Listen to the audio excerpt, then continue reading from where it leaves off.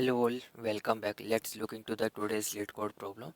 Find minimum time to reach the last room 1. Okay, what's the problem statement that we are given a 2D array move time of size n cross m and move time I and j element. Each of element is represent minimum time in second when you can start moving to that room. Okay, we can assume that there is a room, and on that room each room is having a door, and that door will open after this minimum time. Okay, we can take it as a, and from each room we can move into the any of the adjacent room, like we can move in the all four direction, like what all be the four direction, uh, like there is a this is a room on which we are currently, so from there we can move in the up direction, from there we can move in the right direction, and from down, and here similarly we can move in the left direction if it is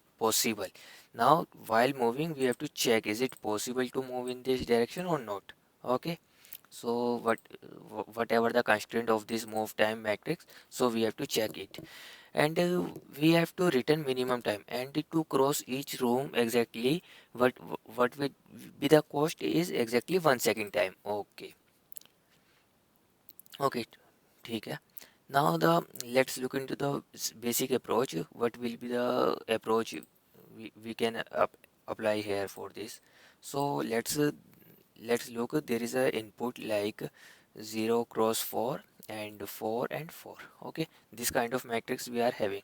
So we can start from the 0th element. This is 0 0 coordinates, and from that we can move to the right side and the downside, only two possible scenarios there. So to move, whatever the what will be the amount is needed plus 1. Here also what will be the amount is needed plus 1.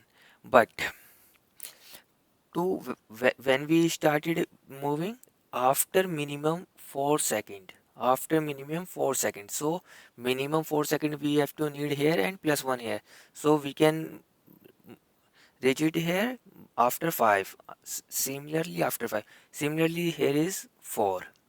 So to reach this room, whatever the time amount plus 1 plus 1, so after plus 1 we can reach the last node at 6. This will be the minimum time, so we don't need to include the last time is needed to cross the last index. We don't need to include that, means we don't need to include is this plus 4, so we don't need to include. We have to just check in minimum time to reach last node. Okay, and what will be the basic approach? We have to iterate in the all four directions, but there is a one issue in this. Suppose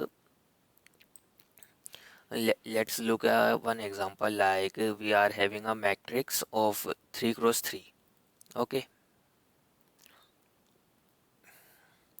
so we started from here, so from there we can we move here, we move here, from there we move there, and from there we move there. Now from here we can move in each direction, here, here, here, and here.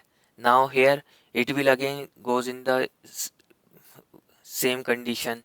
It will goes here, it will goes here, it will goes here again, mean multiple direction every time. So for that, what we how can we prevent from this kind of situation? So to prevent from this kind of multiple visited situation, what we did while iterating over this matrix, we have to goes to the particular element when it is updatable. Okay, when only when it is updatable, so we'll take one new matrix of same size, which will be called as minimum. It will store the minimum time. Okay, minimum time is needed, so we'll start it from here, and we'll keep the each element initially.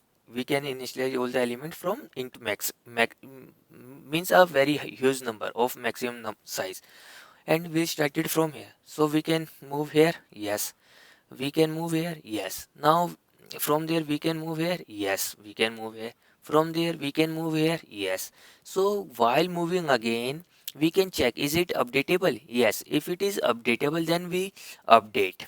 Now after that, from this index we can move in four different direction, where and all, there, there, there, there, and there. So while moving in the all four direction, we can check is it updatable again or not. Is it, if it is updatable by the minimum time, then only then we can go in this direction again. Okay, only then we can iterate again, else we can't, because if we iterate again and again we can stuck in the loop, while loop, infinite loop. Similarly, we can check here, we can check here, we can check here. While iterating every time on the next element, we can check is it updatable or not. Okay, so this is the basic approach, and in this way we can just maintain the minimum time for each element, and in the end we can return the time. So we'll look into the coding side also, how we can approach this. So for that we can consider a queue, because we have to apply BFS here. Okay, and if we what will be the start point, the start point will be 0 cross 0 index of the matrix.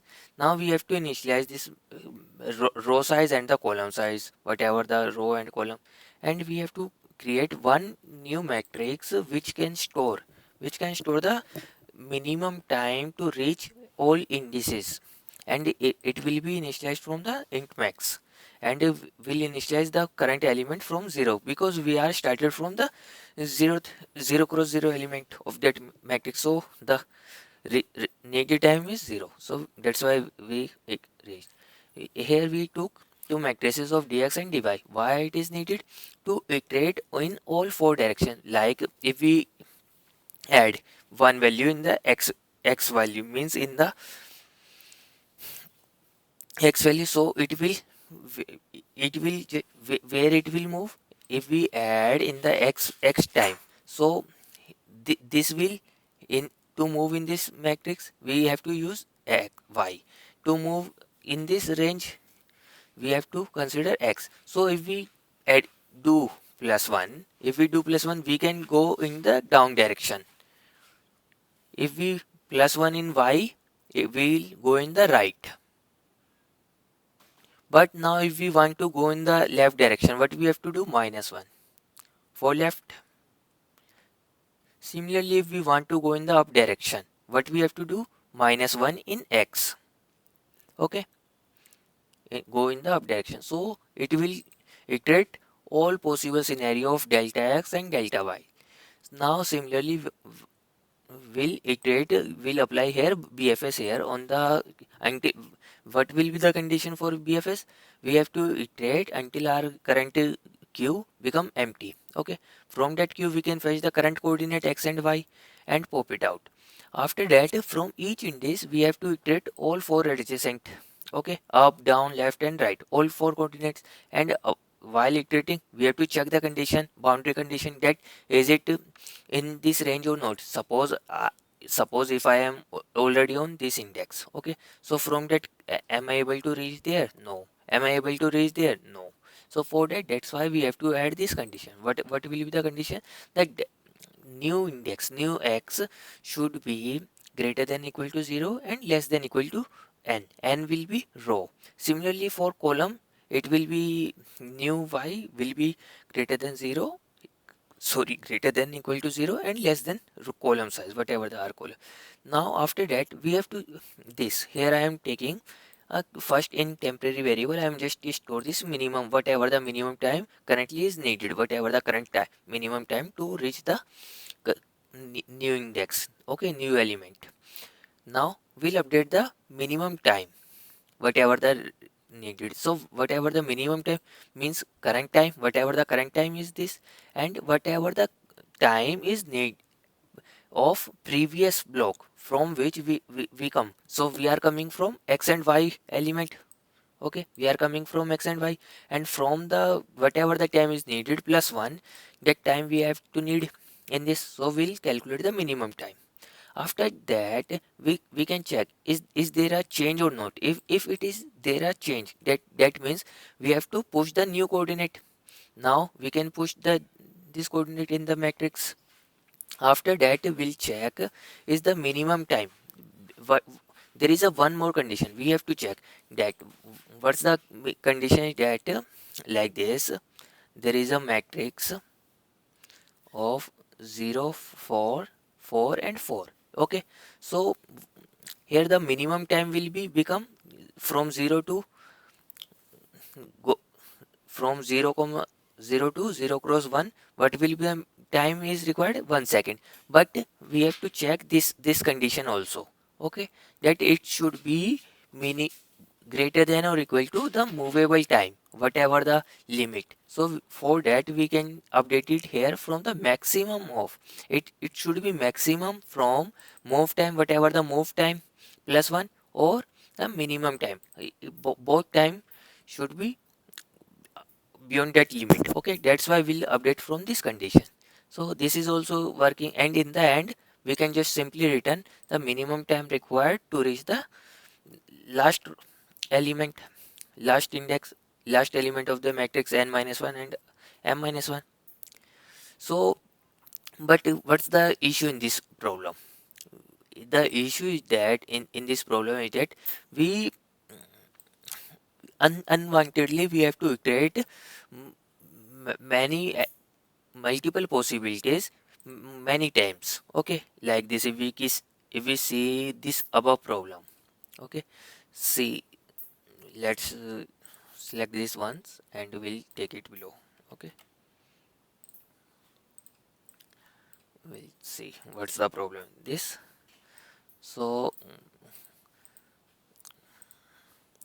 let's take this issue, means this problem is working fine, but the can we more optimized or not? So we have to check this. So what we did in this problem, we are starting from this. Now we'll jump it here, whatever the minimum time is 17, but it will be updated from, because it should be minimum of this, so it will become 80 and it will become 7.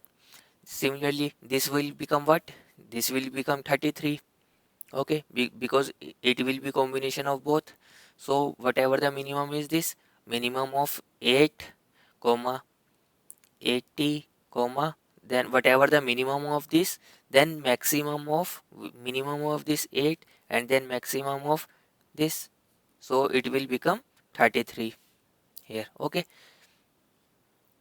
now after that we'll check what's the main condition is here. The main condition is that when we goes from there to there, 79 to 62, whatever the required time here is 80. Now it will become 81 here. Okay, but when we come from 33, it will become 11 to 34, and similarly it will become, this will be 81. Currently it will be 81, and here it will update 35. Okay, but the minimum should be minimum, and 81 and 35 should be 81, and the maximum of 81 and 62 plus 1 will be 63. So it will be updated from 81 to 63. So we have to take to this element will be updated twice. So can we update in such a way that it will update the element based on their priority of time? Okay, so the my problem is that here I am trying to use the priority queue. In that priority queue I can store the time to reach the element. Okay, the coordinates of the particular elements. Okay, so here I am taking a tuple which can store 3 elements in it. First one is corresponding to the current time. Second and third one is corresponding to the coordinate. Okay, and we want to sort in the minimum order, means in the minimum time will be become up. So that's why I am taking a list and giving list of tuple here and giving the greater element. So it will just act like this. It will store all the element in the sort in lowest priority wise. Okay, so we have to do the, now we have to be in below, we have to do the same. We have to apply BFS here. So what's the condition of BFS? We have to iterate until our priority queue become empty, and from priority queue we have to fetch the top element, whatever the latest time. Based on the latest time we have to fetch the element.